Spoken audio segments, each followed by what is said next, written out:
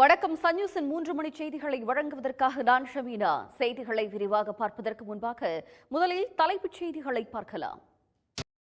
பொங்கல் பரிசு தொகுப்புடன் 1000 ரூபாய் ரொக்கம் பெறுவதற்கான டோக்கன் நாளை முதல் விநியோகம் செய்யப்படும் என்று 10ஆம் தேதி முதல் பொங்கல் பரிசு தொகுப்பு வழங்கப்படும் என்றும் தமிழ்நாடு அரசு தெரிவித்துள்ளது. சேலம் விவசாயிகளுக்கு அமலாக்கத்துறை அனுப்பிய நோட்டீஸில் சாதி பெயரை போட்டிருக்கக்கூடாது என்று பாஜக மாநில தலைவர் அண்ணாமலை தெரிவித்துள்ளார். மதுரையில் செய்தியாளர்கள் மத்தியில் பேசிய அவர், அமலாக்கத்துறை நோட்டீஸுக்கும் பாஜகவுக்கும் தொடர்பு இல்லை எனவும் தெரிவித்தார். மதுரை மாவட்டம் திருமங்கலம் அருகே ஆண்கள் மட்டுமே பங்கேற்ற வினோத அசைவ திருவிழாவில் 10,000 பேருக்கு கறி விருந்து பரிமாறப்பட்டது. இடைவேளைக்கு பிறகு மற்ற செய்திகளை தொடர்ந்து பார்க்கலாம்.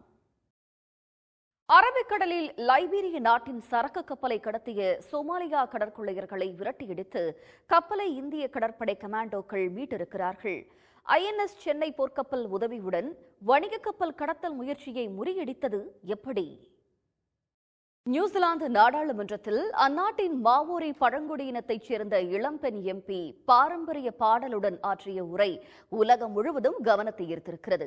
நாடாளுமன்றத்தில் முதல் உரையை தொடங்கும் போதே பழங்குடிகளின் ஹக்கா நடனமாடி பெண் MP ஆவேசத்தை வெளிப்படுத்திய வீடியோ இணையத்தில் கோடிக்கணக்கானவர்களால் கொண்டாடப்பட்டு வருகிறது.